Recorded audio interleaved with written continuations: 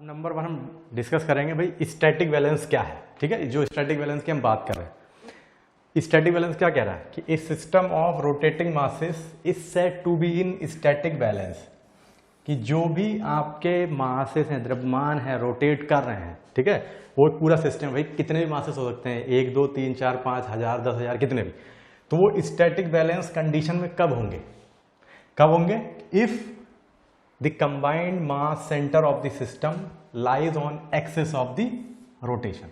ठीक है, मतलब क्या हुआ, मान लो कि आपके पास एक मास ये है, एक इधर लगा है, एक ऐसे लगा है, एक ये है, ऐसे ही आपके बहुत सारे हो सकते हैं। ठीक, ये रोटेट कर रहे हैं मान लो, ठीक है, ओमेगा रेडियन पर सेकेंड से एक्सिस के अलॉन्ग, मान लो यहाँ इस पॉइंट के अलॉन्ग। ओके, तो अब मान लो ये डिस्टेंस r1 पे लगा है, ये r2 पे है, ये r3 पे है, ये r4 पे है, ये r5 पे, ऐसे और भी हो सकते हैं 6 7 8 10 कितने भी। तो हम क्या कह रहे हैं यहाँ पे कि ये जो पूरा सिस्टम है ये स्टैटिक बैलेंस कंडीशन में कब होगा, ये स्टैटिक बैलेंस कंडीशन में तब होगा जब इन सारे मासेस का कंबाइंड कर रहे हैं हम, पूरे इनका पूरा कंबाइंड। ठीक है, एक क्या होगा, मास सेंटर होगा। मास सेंटर मीन्स कि जहां पे इनका पूरा रिजल्टेंट लाई करेगा, ठीक है, जिस पॉइंट पे, तो वो पॉइंट कहां होना चाहिए, एक्सिस ऑफ द रोटेशन पे। एक्सिस ऑफ रोटेशन कहां है, इस पॉइंट के अलॉन्ग ये रोटेट कर रहा है, तो यहां पे इनका कंबाइंड मास सेंटर जो है वो इस पॉइंट पे लाई करना चाहिए। मान लो यहां से ऐसे ये, तो हम क्या कहेंगे, ये सारे द्रव्यमान जो है वो किस में है, स्टैटिक बैलेंस कंडीशन में है। अगर ऐसा नहीं होता है, ठीक है, अगर ऐसा नहीं होता है कि भाई जो इनका कंबाइंड मास सेंटर अगर इस एक्सिस ऑफ रोटेशन पॉइंट पे नहीं लाई करता है, तो क्या होगा, स्टैटिक बैलेंस कंडीशन में नहीं होंगे ये। ठीक है, तो कंडीशन क्या है स्टैटिक बैलेंस के लिए, कि जो भी कंबाइंड मास सेंटर है सारे मासेस का, कंबाइंड मतलब पूरा कंबाइंड करके एक मास सेंटर होगा, तो वो कहाँ पे लाई करना चाहिए, एक्सिस ऑफ द रोटेशन पे, जिस एक्सिस के अलॉन्ग ये सारे मासेस आपके रोटेट कर रहे हैं उस पॉइंट पे लाई करना चाहिए। ठीक है, तभी ये स्टैटिक बैलेंस कंडीशन में होंगे, अदरवाइज नहीं होंगे। क्लियर, ये बात थी स्टैटिक बैलेंस की। क्लियर, तो हम इसके लिए कंडीशन देखते हैं कि अगर मान लो ये मासेस अगर 3-4 मास लगे हों तो हमारी क्या कंडीशन बनेगी, किस तरह से हम इससे कंडीशन निकालेंगे कि भाई स्टैटिक बैलेंस के लिए क्या कंडीशन आनी चाहिए, वो हम देखते हैं। ठीक है, मान लो हमारे पास एक मास m1 इधर लगा है r1 डिस्टेंस पे। ठीक है, ये y एक्सिस है, ये x एक्सिस है, इधर z एक्सिस है। एक मास m2 ये लगा है, ये r2 डिस्टेंस पे है। ऐसे ही m3 ये लगा है, ये r3 डिस्टेंस पे है। ठीक है, m1 m2 m3 ऐसे और भी लग सकते हैं 4-5। ठीक, अब मान लो ये जो है, अगर हम इसको m1 यहाँ ना लगाएं, हम इसको यहाँ लगा देते हैं। ये तो आपकी x एक्सिस है, ठीक है, ये x एक्सिस, ये m1 हो गया।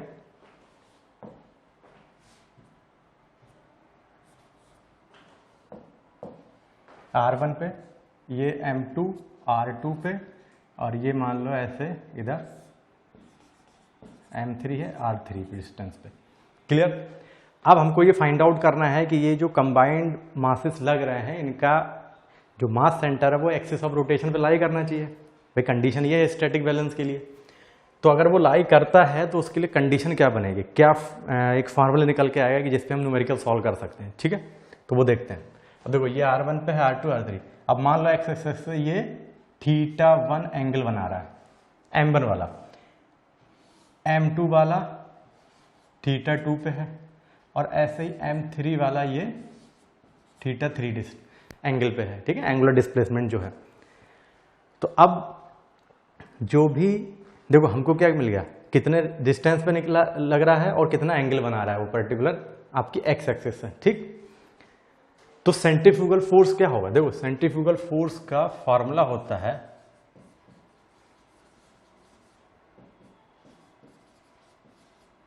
ये, सेंट्रीफ्यूगल फोर्स क्या होता है, Fc = mv²/r, ये फॉर्मूला होता है।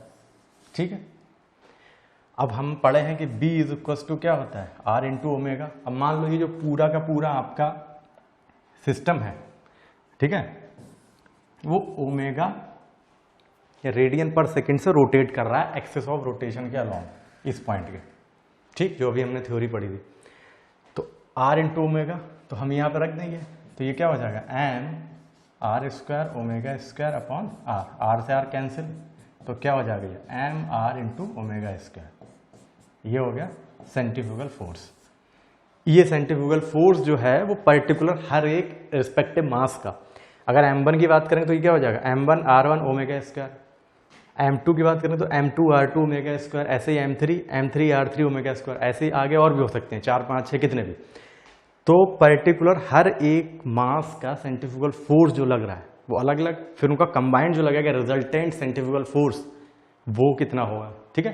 तो हम देखते हैं, देखो ये हमारे पास फार्मूला आ गया, तो ये हो जाएगा, अब देखो F1 का कितना होगा FC1 M1 R1 omega square, ठीक, ऐसे ही FC2 कितना होगा M2 R2 omega square, FC3 कितना होगा M3 R3 omega square, clear.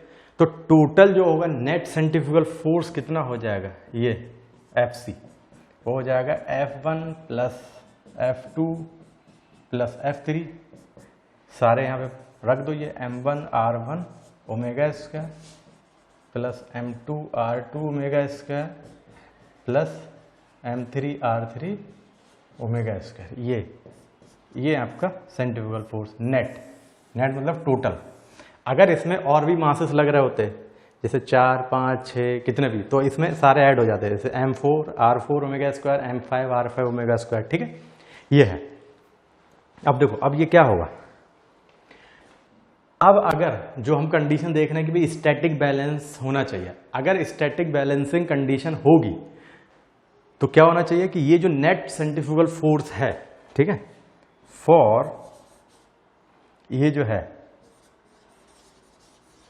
For system in static equilibrium या स्टैटिक बैलेंसिंग कह दो,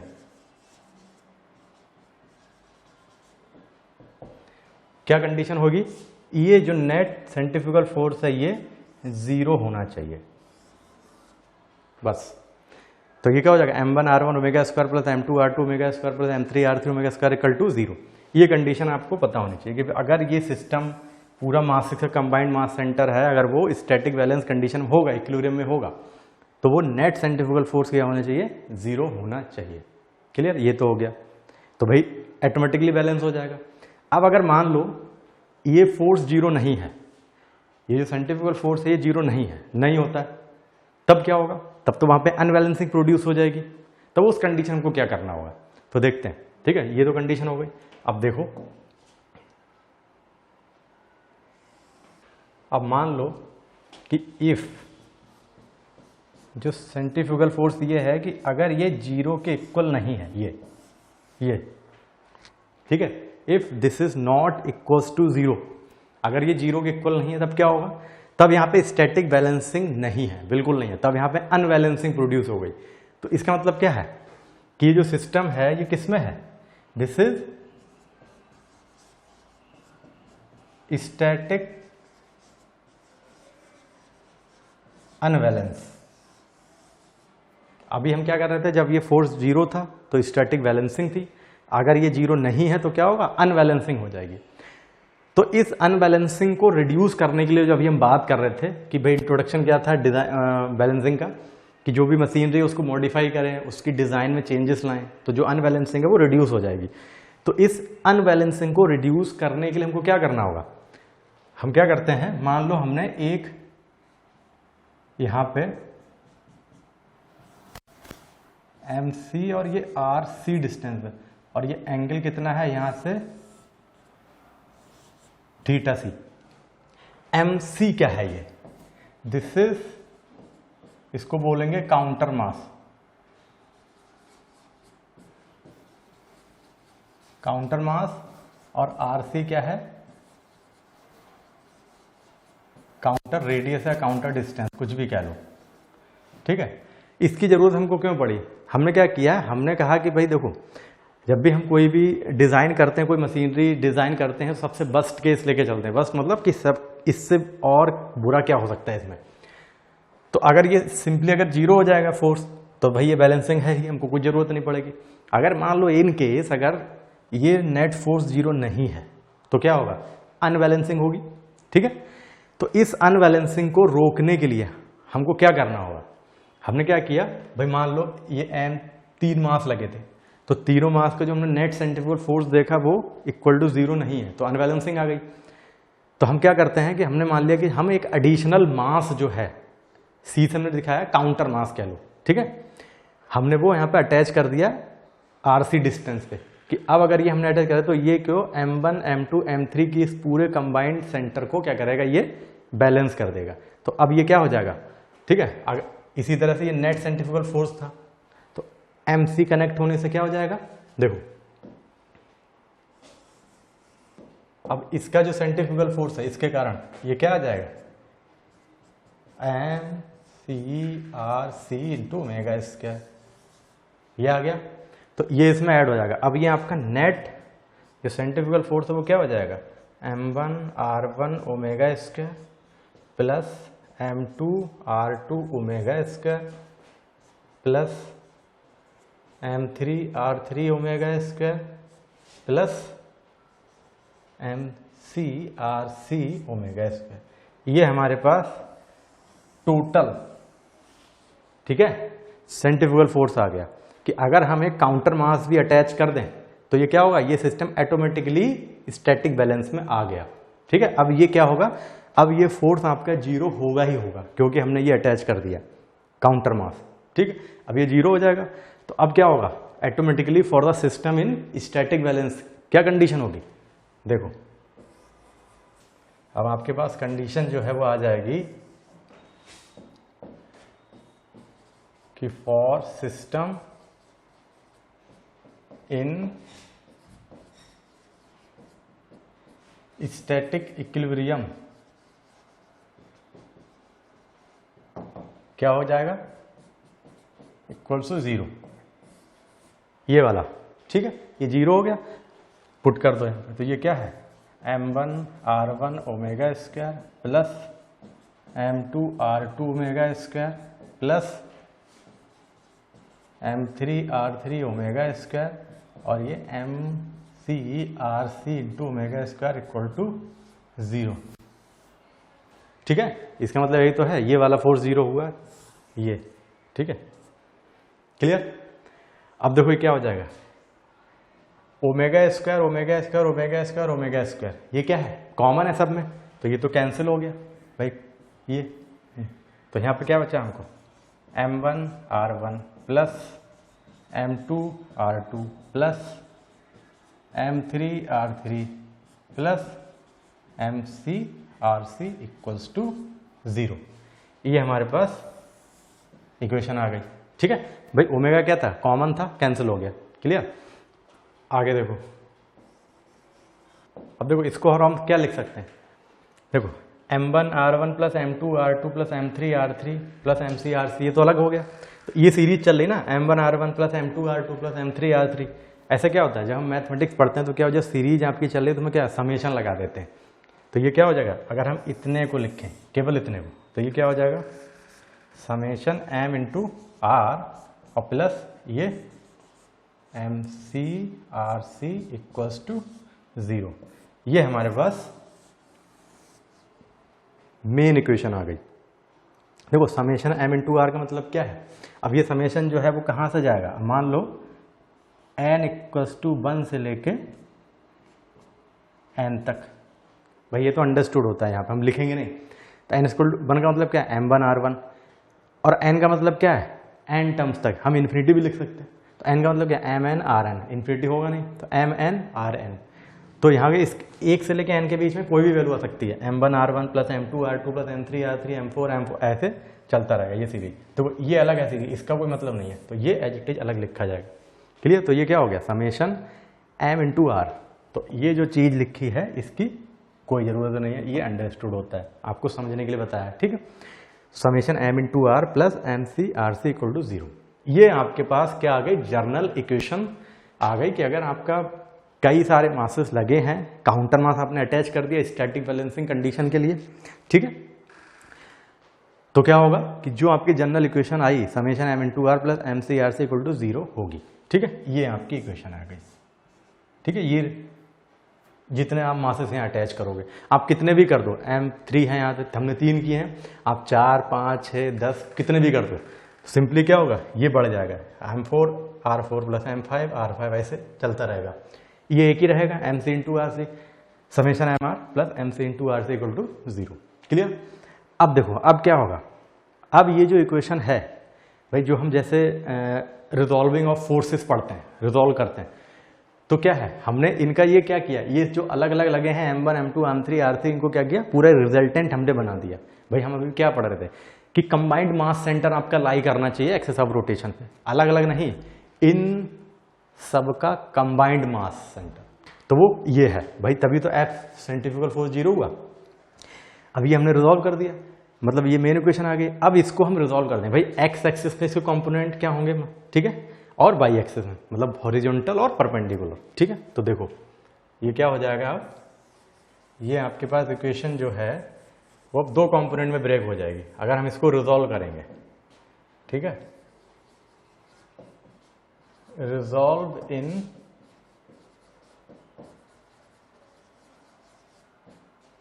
हॉरिजॉन्टल एंड वर्टिकल डायरेक्शन, ठीक है। तो हॉरिजॉन्टल डायरेक्शन में मतलब क्या होगा, भाई एक्स एक्सिस पे लगा हुआ, तो मतलब क्या होगा इसका, summation M into R cos theta. भाई ये जो कंपोनेंट क्या है, हॉरिजॉन्टल मतलब क्या है, एक्स एक्सिस में कॉस थीटा के साथ जाएगा, plus M C R C cos theta equals to 0। ये हो गया। इसको आप और रिजॉल्व कर लो, ये क्या करो, M C R C cos theta इधर ले जाओ और ये अलग लिख लो, minus summation M R cos theta, ठीक है। एक आपके पास ये आ गई, मान लो ये इक्वेशन नंबर 1 है। क्लियर। हमने क्या किया, इसको रिजॉल्व कर दिया। भाई एक कंपोनेंट जो एक्स एक्सिस होता है हॉरिजॉन्टल, वो कॉस के साथ जाता है, वर्टिकल मतलब साइन के साथ, तो पहले हॉरिजॉन्टल तोड़ा, M R cos theta plus M C R C cos theta, ये अलग अलग लिख दिया, M C R C cos theta अलग, ये minus summation M R cos theta, 0 किधर जाए। क्लियर। अब इसको हम वर्टिकल तोड़ेंगे, ठीक है। तो वर्टिकल में ये क्या हो जाएगी, वर्टिकल में ये आ जाएगा summation M R sine theta plus M C R C sine theta equals to 0। Clear. इसको भी सेम इसी तरह लिख लो, तो ये क्या हो जाएगा, M C R C sine theta equals to minus summation M R sine theta. ये क्या आ गया आपके पास, ये इक्वेशन नंबर 2 आ गई, ठीक है। हमने अलग अलग कर दिया, ये भी माइनस का, ये भी माइनस का है, ठीक है। ये अब हम क्या करेंगे, इक्वेशन नंबर 1 को स्क्वायर करेंगे, इक्वेशन नंबर 2 को स्क्वायर करेंगे और दोनों को ऐड करेंगे, स्क्वायर करके ऐड करेंगे, ठीक है। जिससे हमको क्या होगा, ट्रिग्नोमेट्री का जो एक आइडेंटिटी है वो फुलफिल हो जाएगी, sign square theta cause square theta, ये कॉमन आ जाएगा, ठीक है। तो इसका स्क्वायर दोनों को ऐड कर देंगे, ठीक है। तो देखो इक्वेशन इसका स्क्वायर करना है और इसको स्क्वायर करना है, ठीक है। तो देखो क्या होगा, इक्वेशन नंबर 1 का स्क्वायर प्लस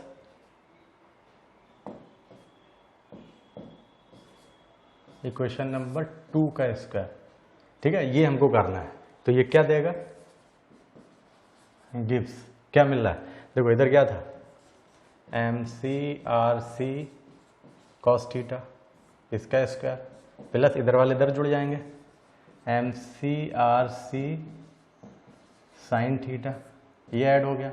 इधर क्या होगा भाई, minus summation M R cos theta था और minus summation M R sine theta, तो इधर क्या हो जाएगा, minus summation M R cos theta ये square plus minus summation M R sine theta, ये स्क्वायर हो गया।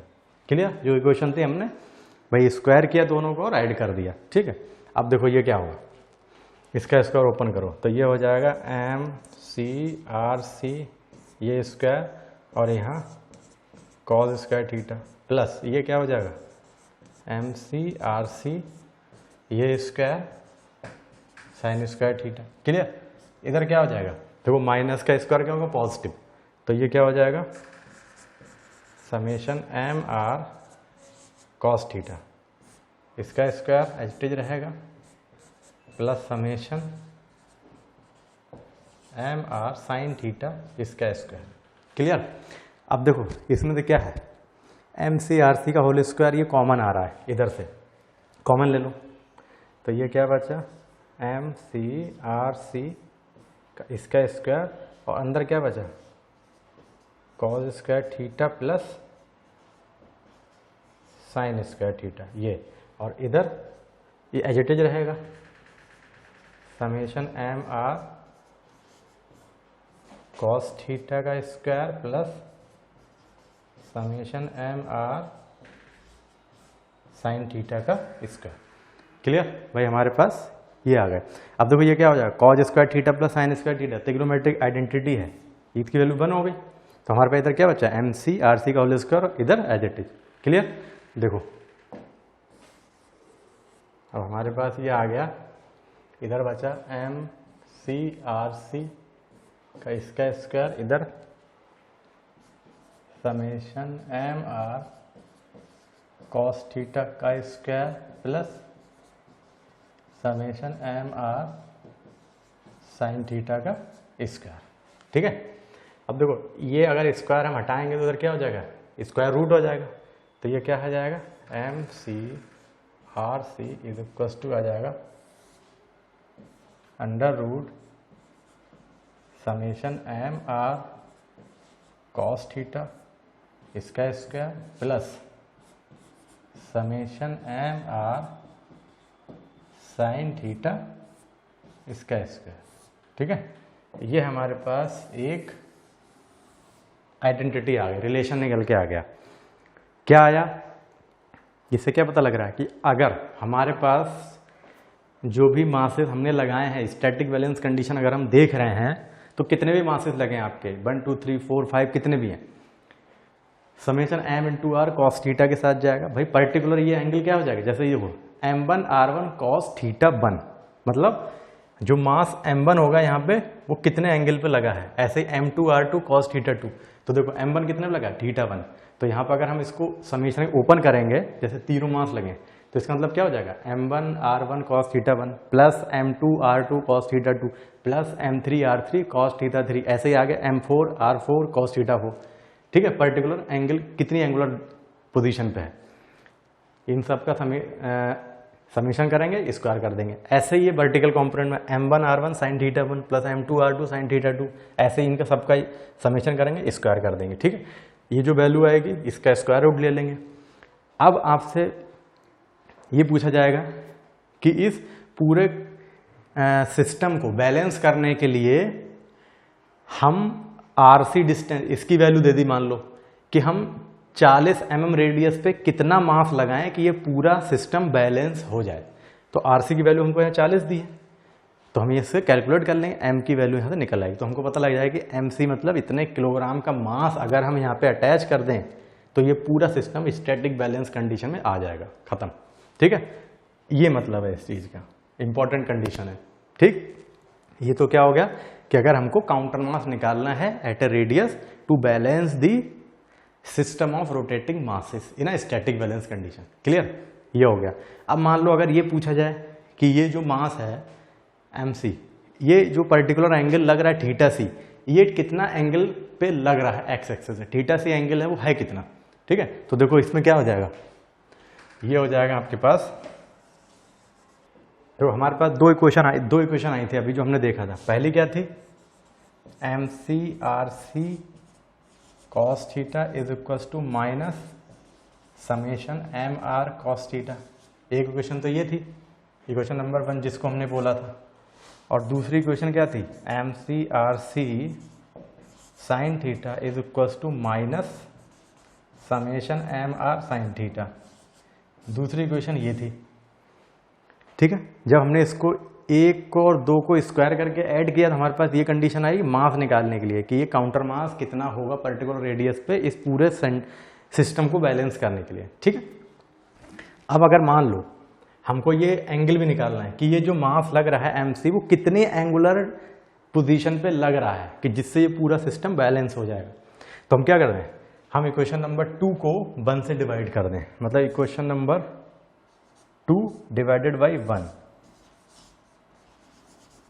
ये हमको क्या देगी, देखो ये क्या हो जाएगा, MC/RC साइन थीटा, ये पर्टिकुलर एंगल कितना लगेगा θc मान लो, ठीक है। अब ये हो गया ये, ठीक, और ये MC/RC cos θc, क्लियर। इधर क्या आ जाएगा, ये minus summation MR sine theta, नीचे minus summation MR cos theta, clear. देखो MC/RC कैंसिल हो जाएगा तो यह क्या हो जाएगा साइन थीटा सी अपॉन कॉस थीटा। तो sine theta upon cos theta क्या होता है, टेन थीटा होता है, ट्रिग्नोमेट्रिक आइडेंटिटी। तो हमारे पास ये क्या आ जाएगा, अब हम इसको अगर थोड़ा सॉल्व करें तो ये हमारे पास आ जाएगा, ये कंडीशन आएगी हमारे पास tan theta c is equals to minus summation MR sine theta, नीचे minus summation MR cos theta.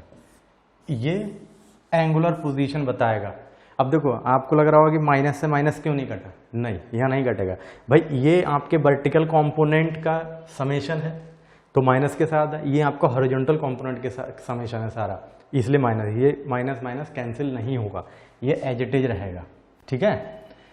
ये हमको क्या बताएगा कि ये जो एंगल है वो किस क्वाड्रेंट में लाई कर रहा है, कैसे वो देखते हैं।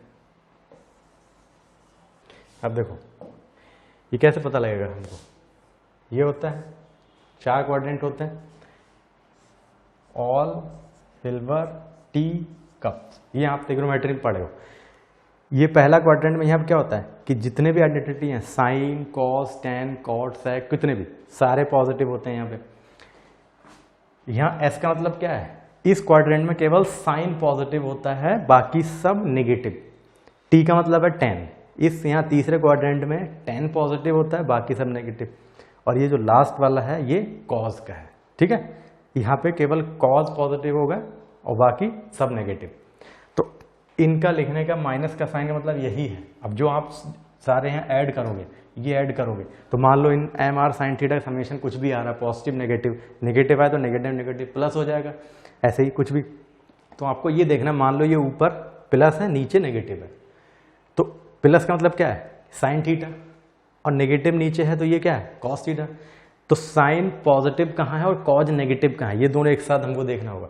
साइन पॉजिटिव यहाँ पे है और कॉज नेगेटिव यहाँ पे, बाकी नेगेटिव होते हैं। तो ये यहाँ क्वाड्रेंट में लाई करेगा एंगल जो आपका होगा, यहाँ से जो हम निकालेंगे, ठीक है। ऐसे ही ये माइनस का जो रोल है वो एंगल को फाइंड करने में है कि जो आपका मास है ये काउंटर मास, ये कितने एंगुलर पोजीशन पे लग रहा है, वो एंगल कहाँ लाई कर रहा है, किस क्वाड्रेंट में, वो हमको ही बताएगा ये, ठीक है। आगे न्यूमेरिकल हम सॉल्व करेंगे तब हम देखेंगे, ठीक है। तो आपके पास 2 आइडेंटिटी आ गई। पहला तो ये है कि जो भी काउंटर मास लग रहा है वो कितनी डिस्टेंस लगेगा, ये फॉर्मूला से निकलेगा।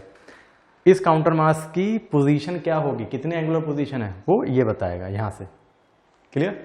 तो this is all about the static balancing of rotating masses, कि अगर बहुत सारे मासेस आपके लगे हैं स्टैटिक बैलेंस कंडीशन में है तो वो आपके इस तरह से आपकी कंडीशन बनेगी।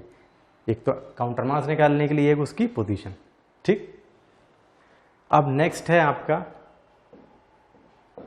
Dynamic balancing. अभी जो हम बात की वो थी स्टैटिक बैलेंसिंग, अब है डायनेमिक बैलेंसिंग। तो डायनेमिक बैलेंसिंग का मतलब क्या है, डायनेमिक बैलेंसिंग का मतलब है कि जो भी आपकी मशीनरी है वो क्या है मोशन में है, तो उससे कितना सेंट्रीफ्यूगल फोर्स प्रोड्यूस हो रहा है, कितना कपल्स प्रोड्यूस हो रहा है, वो सब क्या होने चाहिए, आपके रिजल्टेंट जो है उनका वो 0 होना चाहिए। ठीक है, देखो क्या लिखा है यहाँ पे, पहला पॉइंट लिखा है कि when several masses rotate in different planes then the centrifugal force in addition to being out of balance also form couples. Means अगर बहुत सारे मासेस आपके हैं जो आपके रोटेट हो रहे हैं तो वो सेंट्रीफ्यूगल फोर्स प्रोड्यूस करेंगे, जैसे अभी पिछले हमने स्टैटिक बैलेंसिंग में देखा।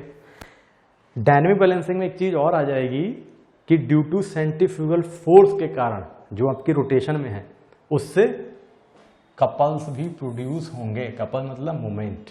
ठीक है, दो चीजें आएंगी डायनेमिक बैलेंसिंग में, एक सेंट्रीफ्यूगल फोर्स, एक कपल्स। जबकि स्टैटिक बैलेंस में क्या था, ओनली सेंट्रीफ्यूगल फोर्स, ये ध्यान रखना है।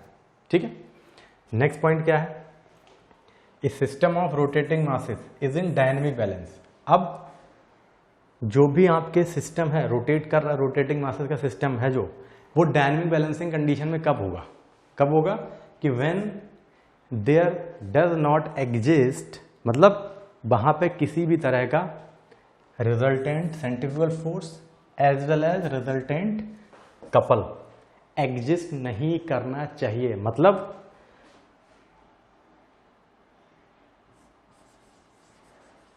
रिजल्टेंट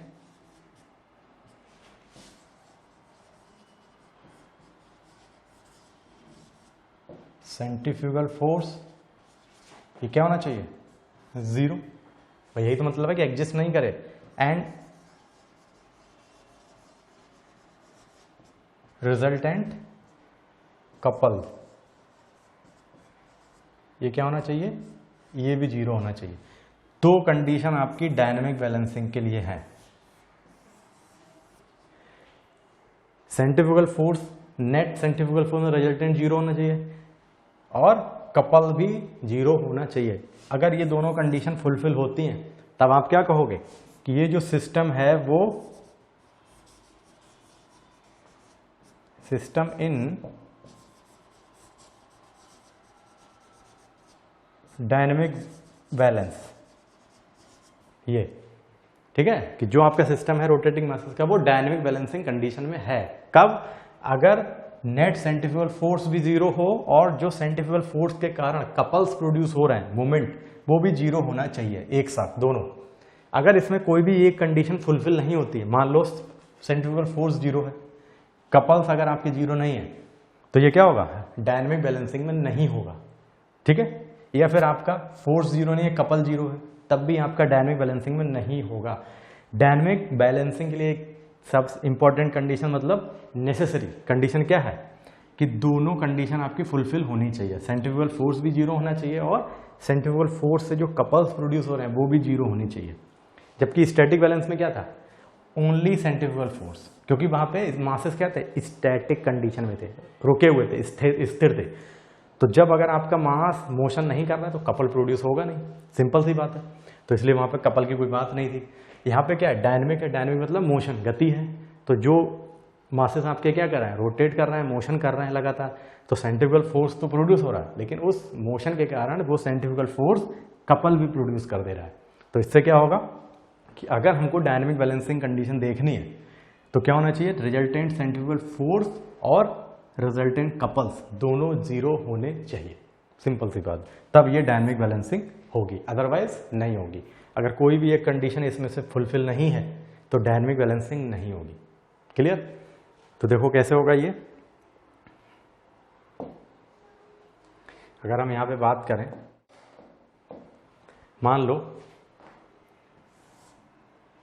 एक मास हमने यहां लगा दिया m1 r1 डिस्टेंस पे, एक मास आपका ये लगा है m2 r2 डिस्टेंस पे। ये जो बीच की डिस्टेंस है ये मान लो l है। क्लियर? और पूरा जो सिस्टम है वो आपका ओमेगा रेडियन पर सेकंड से रोटेट कर रहा है, भाई जो अभी हम बात कर रहे थे।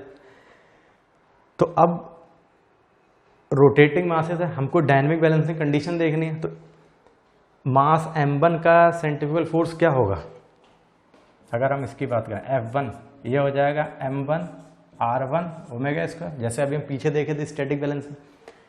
ऐसे ही मास m2 का सेंट्रीफ्यूगल फोर्स क्या होगा, m2 r2 ओमेगा स्क्वायर।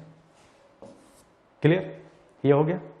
अब देखो अगर आप मोमेंट ले रहे, ये तो आपके क्या हो गया, सेंट्रीफ्यूगल फोर्स हो गया ये। तो नेट सेंट्रीफ्यूगल फोर्स का मतलब क्या है, नेट सेंट्रीफ्यूगल फोर्स का मतलब है कि F1 और प्लस F2, यही तो हुआ।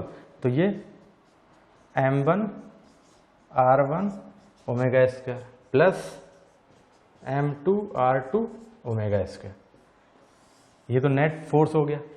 क्लियर। तो डायनेमिक बैलेंसिंग के लिए क्या होना चाहिए, ये 0 होना चाहिए। एक कंडीशन तो ये फुलफिल होनी चाहिए कि नेट सेंट्रीफ्यूगल फोर्स 0 होना चाहिए। क्लियर हो गया। अब दूसरी कंडीशन क्या थी कि क्योंकि ये पूरे सिस्टम क्या है, रोटेट कर रहा है, मोशन में है, तो इससे क्या प्रोड्यूस होगा, कपल प्रोड्यूस हो रहा है। तो कपल क्या होता है, फोर्स इनटू परपेंडिकुलर डिस्टेंस। तो इसके कारण जो आपका सेंट्रीफ्यूगल फोर्स लग रहा है वो क्या है, इसके कारण सेंट्रीफ्यूगल फोर्स क्या है, M1 R1 omega square. Perpendicular distance क्या, अगर मान लो इस पॉइंट के अकॉर्डिंग ले रहे हैं तो ये L हो गई, तो इसके कारण आपका कपल क्या है, मान लो C1, तो ये हो गया M1 R1 omega square into L। Clear. C2 इसके लिए क्या है, M2 R2 omega square into L। ठीक है, जब हम इसके लिए ले रहे हैं तो इस पॉइंट के अकॉर्डिंग मोमेंट लेना, तो डिस्टेंस L आ गई। जब इसकी बात कर रहे हैं तो इस पॉइंट के अकॉर्डिंग ले रहे हैं तो डिस्टेंस L आ गई परपेंडिकुलर। ठीक है। तो डायनेमिक बैलेंसिंग के लिए क्या होना चाहिए कि जो कपल्स हैं वो भी क्या होने चाहिए, 0 होना चाहिए नेट। अब देखो एक आपका कपल ऐसे घूम रहा है, ये इधर घुमा रहा है क्लॉकवाइज, और ये क्या है, अगर आप देखो इधर से बात करोगे, ये इधर से बात करोगे तो ये क्या होगा, इस तरह से ऐसे जाएगा। एक क्लॉकवाइज एंटी क्लॉकवाइज है, तो ये साइन आपके डिफरेंट हो जाएंगे। तो उससे क्या होगा, नेट आपका कपल जो है, ठीक है, वो M1 R1 omega square into L plus minus M2 R2 omega square into L, ये नेट कपल हो गया। ये भी क्या होना चाहिए, 0 होना चाहिए। तो दोनों कंडीशन अगर फुलफिल हो रही है कि नेट सेंट्रीफ्यूगल फोर्स और नेट कपल दोनों अगर 0 हैं, तो आपका जो सिस्टम ऑफ रोटेटिंग मासेस है, this system will be in dynamic balance. Dynamic balance, अगर इसमें कोई भी एक कंडीशन नहीं है फुलफिल, मानो ये 0 नहीं होता है, तो ये डायनामिक बैलेंसिंग कंडीशन नहीं होगी। सिंपल। तो देखो और यहाँ से क्या आ जाएगा हमारे पास, अगर हम इसको देखें, इसको हम ये भी लिख सकते हैं। अब देखो ये वाला कपल आपका ऐसे, ये एंटी क्लॉकवाइज, तो ये यहाँ से माइनस साइन, तो ये क्या हो जाएगा, अगर नेट कपल आपका 0 हो जाता है तो ये क्या है, M1 R1 omega square into L और minus M2 R2 omega square into L is equal to 0। यही तो कंडीशन है डायनामिक बैलेंसिंग के लिए, नेट कपल 0। अब देखो बीच में नेगेटिव साइन क्यों आया, क्योंकि एक आपका क्लॉकवाइज घुमाएगा, एक एंटी क्लॉकवाइज घुमाएगा, अपोजिट। तो क्लॉकवाइज के लिए पॉजिटिव साइन, एंटी क्लॉकवाइज के लिए नेगेटिव साइन, जो मोमेंट हम लेते हैं। ठीक है, तो इसको हम क्या लिख सकते हैं, M1 R1 omega square L is equal to M2 R2 omega square into L। ये क्लियर। अब देखो omega square L L cancel out, तो हमारे पास बचा क्या, यहाँ से हमारे पास बचा M1 R1 is equal to M2 R2। Simple सी बात है कि अगर आपका सिस्टम डायनेमिक बैलेंसिंग में है तो ये कंडीशन जो है M1 R1 M2 R2, मतलब M1 into R1 equal to M2 into R2। कब, जब भाई केवल 2 मास लगे हैं, डिस्टेंस बीच की L है। बस आपको ये जनरल ध्यान रखना है कि नेट सेंट्रीफ्यूगल फोर्स और नेट कपल दोनों 0 होने चाहिए, तब आपका जो सिस्टम ऑफ मासेस है वो डायनेमिक बैलेंसिंग में होगा, अदरवाइज नहीं होगा। अगर कोई भी एक कंडीशन इसमें फुलफिल नहीं होती है तो ये सिस्टम डायनेमिक बैलेंसिंग कंडीशन में नहीं होगा। क्लियर। तो डायनेमिक बैलेंसिंग के लिए क्या है, centrifugal forces, resultant centrifugal force भी 0 होना चाहिए और कपल्स भी 0 होने चाहिए। क्लियर। स्टैटिक बैलेंस में क्या था, क्योंकि वहां मासेस स्टैटिक कंडीशन में थे, रोटेट नहीं हो रहे थे, इसलिए वहां पे कपल प्रोड्यूस नहीं होगा, ओनली सेंट्रीफ्यूगल फोर्स थे, तो नेट सेंट्रीफ्यूगल फोर्स 0 होता। क्लियर। तो what is static balance, dynamic balance. Clear.